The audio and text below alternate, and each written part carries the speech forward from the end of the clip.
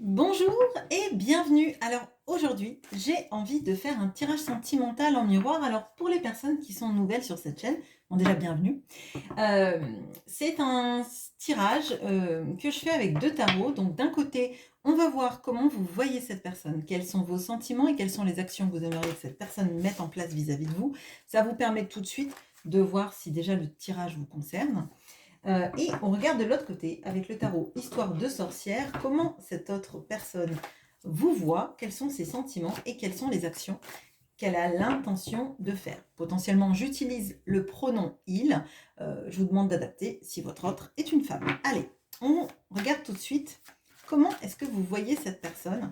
Alors, ça nous permet aussi de dégager des axes, notamment quand on va voir comment cette personne vous voit à vous, ça va vous permettre de regarder si cette personne vous idéalise, si elle vous a cerné, si elle comprend bien les enjeux qui peuvent exister dans votre vie, hein, dans vos sentiments. Et les actions que vous aimeriez qu'elle mette en place. Je recadre ma caméra après.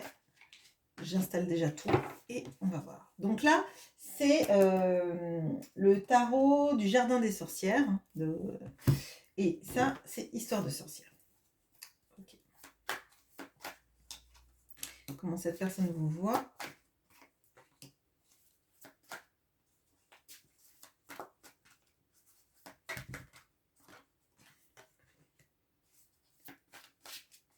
Quels sont ses sentiments. Ok. Et quelles sont les actions qu'elle a envie de mettre en place vis-à-vis de vous. Ok, bon. Alors, on recadre. Tac. Vous l'aurez compris, ce n'est pas à moi qu'a été attribué le César de la meilleure réalisatrice. Et non, ce n'était pas à moi. Alors, comment est-ce que vous voyez cette personne? On a le 7 de coupe et c'est amusant parce que je le vois ici également dans la ligne des sentiments de votre autre. Ok. On a la roue de la fortune. Bon, par contre, là, dans ce tarot-là, il y a des coquilles. La roue de la fortune apparaît en 11. 11 qui devrait être soit la justice, soit la force dans le Rider-Waite. Bon, bref, peu importe. Et on a le valet d'épée. Alors, ce que je ressens, c'est que vous voyez que votre autre est quelqu'un qui a visiblement des choix dans sa vie et qu'on a quelqu'un qui a du mal d'ailleurs à faire des choix, je dirais. On a quelqu'un qui ne veut pas, je dirais, lâcher un de ses choix pour un autre. Alors, désolé hein, de parler comme ça peut être dans des notions de triangulaire, ça peut être dans des notions aussi, vous voyez, quelqu'un par exemple qui travaille, qui a de l'argent, etc. et qui veut pas, par exemple, déménager parce qu'il veut pas en fait perdre une des deux situations. Hein, ça peut être ça. Ça peut être tout simplement aussi quelqu'un qui a beaucoup d'illusions dans sa vie et qui n'arrive pas à voir vraiment ce que son cœur l'amène à conscientiser, à comprendre, etc. Donc potentiellement, on a ça. On a la roue de la fortune. Et alors là, pour moi, j'ai l'impression, parce que je n'arrive pas à décoller de cette coquille malgré tout, on a la roue de la fortune, on a la force, on a quelqu'un qui a du mal à, j'allais dire, à se faire violence, hein, à se faire violence effectivement pour des choix. Là, on a quelqu'un qui ne laisse pas, je dirais, le destin faire son œuvre, hein, qui lutte un petit peu contre la vie, hein, contre des choses qui paraissent presque guidées. Vous voyez, moi je le ressens comme ça. On a quelqu'un qui n'accepte pas le changement. Hein, le changement de vie, changement de priorisation de vie, changement de modus operandi. On a vraiment quelqu'un comme ça. Vous le voyez comme quelqu'un... alors, Avec le valet d'épée, on a normalement quelqu'un qui se renseigne. Normalement, c'est celui qu'on appelle alors, le stalker, la personne qui farfouille sur Internet. Moi, j'ai plutôt l'impression qu'on a quelqu'un qui, alors j'allais dire, qui sait pas quoi faire de sa vérité. C'est plutôt ça que je ressens, hein. Moi, là, j'ai plutôt l'impression de quelqu'un qui fuit la connaissance, qui fuit la compréhension, qui fuit les pans de sa vie qui l'amèneraient à changer ce cours du temps. Là, en fait, j'ai l'impression qu'on a quelqu'un qui bloque la roue du temps, qui bloque l'énergie de changement de cycle, d'accord. Et il pourrait le faire facilement, parce que là, on voit que cette roue, elle est entravée par une branche et un serpent. Et avec son épée, s'il la tenait dans le bon sens, avec la connaissance du coup, il pourrait activer ça. Il pourrait arriver juste à couper cette branche, bah, même pas faire du mal au serpent, hein, en l'occurrence, mais à laisser en fait ce cycle se faire. Le problème, c'est que comme on voit que c'est quelqu'un qui a du mal à lâcher des pans de sa vie, hein, qui est un peu dans une idéalisation du type si je ne fais rien, les choses, je ne perdrai rien. Vous voyez, je peux avoir tout en même temps. Donc c'est quand même du fantasme, hein, c'est du fantasme. Et donc là, on a quelqu'un qui comprend les choses, mais qui s'en sert pas de la bonne manière. D'accord. Euh, on a même l'impression que du coup, les vérités lui font du mal, hein, qu'il n'accepte pas de les conscientiser, de les acter, et qu'il ne laisse pas libre cours à la vie de faire son œuvre. Ok, bon. Les sentiments maintenant. On a l'as de denier, le 2 de denier et le mat. Alors c'est assez... alors, ce que je ressens beaucoup de choses là. Alors, déjà, j'ai cette notion-là de nouveau départ qui m'est montrée avec l'as de denier et le full. Alors, là, moi, j'ai l'impression que vous avez envie de prendre un nouveau départ, mais que vous vous sentez un petit peu encore retenu par une incertitude. Ce que je vois là, c'est on a l'araignée. Ok, pourquoi j'ai dit l'étoile? Le destin. Ok. J'ai le fil du destin là avec l'araignée. Et c'est comme si le destin, effectivement, vous poussait à quelque chose de nouveau, d'accord? Avec lui ou sans lui, d'accord? Mais vous savez pas trop comment faire. Là, j'ai l'impression que c'est un peu la croisée des chemins. Soit vous continuez avec cette personne, soit vous continuez seul, mais vous n'avez pas encore lâché la situation. Euh, Moi, je pense que vous avez besoin de renouveau. Vous avez besoin de quelque chose qui vous porte, qui vous pousse, d'accord? Mais de là à savoir si c'est avec cette personne ou pas, c'est compliqué. Vous voulez que ce soit cette personne, mais vous n'êtes pas sûr que cette personne soit capable de laisser la fluidité agir et de vous laisser en fait partir ensemble sur un nouveau chemin.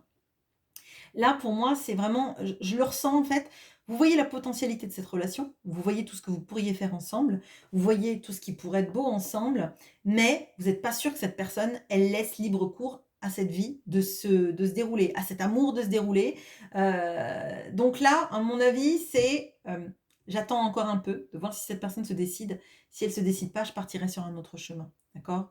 Là, on voit, je pense qu'en fait, vous ressentez que cette personne, elle lutte de toutes ses forces pour s'accrocher à un vieux conditionnement, une vieille façon de faire, et qu'elle ne laisse pas votre histoire se dérouler comme il le faut. Bon, les actions que vous aimeriez que cette personne mette en place. On a la reine de coupe, on a le 9 de coupe, le 10 de coupe. Bon, alors, plus que clair, hein, vous aimeriez que cette personne, elle réalise que votre amour est précieux, qu'elle réalise à quel point, ouh, ça me pique. J'ai cette sensation de, en fait, vous aimeriez en fait qu'elle se réveille. Vous voyez, je ressens un peu comme quand les pieds sont engourdis et qu'ils se réveillent après quand on a des fourmis dans les jambes parce qu'on s'est assis sur notre jambe, sur notre pied, etc. et qu'on l'a endolori, qu'on l'a endormi et que ça nous pique quand ça se réveille. Vous aimeriez que cette personne, elle se réveille. Elle se réveille de cet amour qu'elle est en train de laisser passer, qu'elle se réveille de cet amour qui existe, que vous ressentez, cette chance de vivre la plus belle vie et de ne pas la saisir. Là, on n'a que de la coupe, on n'a que de l'amour. Vous avez envie qu'elle laisse libre cours à cet amour et qu'elle arrête en fait d'être dans une sorte d'idéalisation, de vouloir avoir toutes les situations sans en perdre une autre parce qu'elle est en train de perdre, moi c'est ce que je ressens, tout l'amour qui est possible, tout l'amour que vous voulez lui donner, tout l'amour qui existe entre vous, cette vie, famille recomposée, vie de couple, fondation d'une nouvelle famille ensemble. Et ça vous fait du mal, en fait. Ça vous fait du mal de voir, en fait, qu'elle freine des cas de fer et que potentiellement, vous allez en venir à devoir vous prioriser sans elle si elle continue à s'obstiner. Hein. Ok. Ok. Bon, alors, du côté de votre autre, comment cette personne vous voit? On a le chevalier de bâton, le 3 de denier, le 2 de bâton. Ok, bon. Alors, là, il est possible que vous n'ayez pas envie de communiquer avec cette personne parce que vous l'avez trop fait, d'accord? Là, vous travaillez sans doute très fort sur vous, sur vos dépendances, sur même peut-être sur votre travail, votre métier, je veux dire. Mais on a l'impression qu'en fait, cette personne vous voit comme quelqu'un qui a été capable d'avoir de la ressource, du ressort, qui est capable de mettre en place beaucoup de choses, qui est passionné, qui a envie de s'expanser hein, dans la relation, dans sa vie, tout simplement. Mais j'ai l'impression que vous en avez marre de communiquer, j'allais dire, dans le vent. Alors, excusez-moi, c'est peut-être pas joliment dit, mais j'ai l'impression que vous en avez marre d'être seul à vous projeter. Vous en avez marre, en fait, de parler à du silence ou de vous heurter à quelque chose de peut-être un peu banal, je dirais. Hein, vous voulez avoir une conversation concrète, enlevée, je dirais, et vous avez quelqu'un en face qui vous répond sur un mot sur 28 de ce que vous avez dit, ça répond à côté de la plaque, ou c'est plein de masques, ou c'est plein de non-dits, et du coup c'est insatisfaisant, donc vous vous dites je vais pas perdre mon énergie sans arrêt dans ça. Ok. Donc là, cette personne, elle ressent effectivement que vous avez moins envie de communiquer, ou plus du tout, que vous êtes centré sur des objectifs de votre vie, et notamment, là, moi je dis la guérison, je le ressens, et ce que je ressens aussi, c'est que vous avez envie de... alors, c'est pas la réciprocité que je sens, mais d'une synergie. Vous avez envie de quelque chose de plus fluide, et de bâtir des choses ensemble avec vraiment du concret. Là, bon. Les sentiments maintenant. On a la tour, on a la justice, je ne vous refais pas le topo de la justice cette année, et on a ce 7 de coupe. Bon, alors déjà, 2 arcanes majeures, cette personne face à vous est extrêmement perturbée. Vous avez déconstruit, et je pense que c'est pour ça que vous sentez qu'elle freine, c'est qu'en fait, vous êtes arrivé comme, j'allais dire, un boulet de canon dans sa vie, et vous avez détruit des vieilles croyances, des vieilles habitudes, des vieilles manies, des vieux schémas. Mais cette personne se raccroche aux pierres, en fait, je ressens, aux pierres fumantes de ces ruines déconstruites. Et là, vraiment, ce que je ressens, c'est que cette personne, elle a des sentiments, mais qui sont extrêmement forts et qu'elle essaye de se rattacher à toutes ces, oui, ces braises fumantes. Mais je ressens ça, en fait, à l'ancien, à ce qu'on a connu, au fait que si ça doit arriver, ça arrivera, mais en fait, comme on voit qu'elle se raccroche, hein, c'est Gollum avec son précieux, quoi, hein, c'est vraiment, je me raccroche à quelque chose, je veux pas que les choses changent, je veux pas que ça bouge, je veux que ça reste à l'équilibre, je veux que les choses se fassent si elles doivent se faire, mais en même temps, bah, j'en ai pas vraiment envie que les choses soient... En fait, c'est très bizarre parce que ce que je ressens, c'est quelqu'un qui a envie que les choses se passent de manière fluide, mais qui résiste, en fait. Donc, pour moi, c'est très... alors, je vais dire bipolaire, mais non. C'est très... dichotomique comme façon de voir les choses. On a envie que ça se passe, que ça soit fluide, mais en fait, on fait rien pour que ça soit fluide. on accroche la roue avec des branches et on ne sait pas comment les couper. Vous voyez, on ne veut pas les couper aussi en même temps. Hein. Donc là, je pense que vous sentez bien que cette personne, elle se raccroche à ces vieux schémas. Effectivement, elle n'a pas envie de perdre quoi que ce soit. Là, vous l'avez bien senti quand vous l'avez vu, puisque c'est exactement ce qu'on voit dans les sentiments. Donc effectivement, elle n'a pas envie de quitter des vieux schémas, de quitter des vieilles manies, de quitter des vieilles limitations, des vieilles croyances, des vieilles histoires, hein, tout simplement, des vieilles relations. Hein. Là, on a plutôt quelqu'un qui sait que sa vie, vous l'avez changée à jamais, mais qui n'arrête pas de regarder les vieux plans, quoi. Hein. Enfin, là, je le ressens comme ça.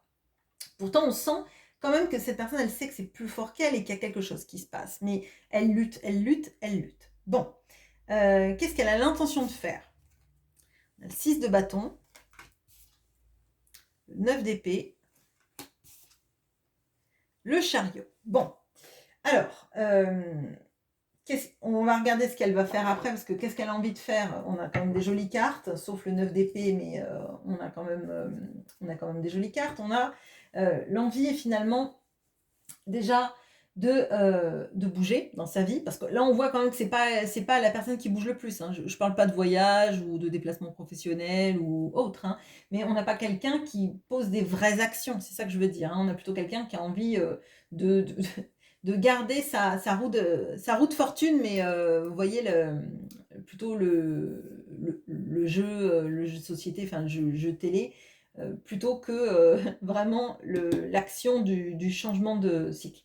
Donc là, on a quelqu'un qui a envie de bouger, d'accord, dans le bon sens, mais on voit qu'elle est perdue. Et si vous voulez, dans le chariot, pour partir comme il faut bien savoir avoir fait son itinéraire. Donc, il faut avoir mis un peu de la force là-dedans, hein, donc pour partir, c'est-à-dire dompter son mental et suivre l'itinéraire qu'on s'est fixé. Bon, là, on voit que c'est quelqu'un qui dort mal, qui a des obsessions, d'accord, mais qui voit clair que il peut pas continuer comme ça. On peut pas continuer à rester sur des vieux schémas, à rester dans une vieille tour toute cassée. Ça ne protège pas de la pluie, ça ne protège pas des avaries, et puis ça ne protège pas son cœur, visiblement, qui souffre d'être loin de vous. Ok?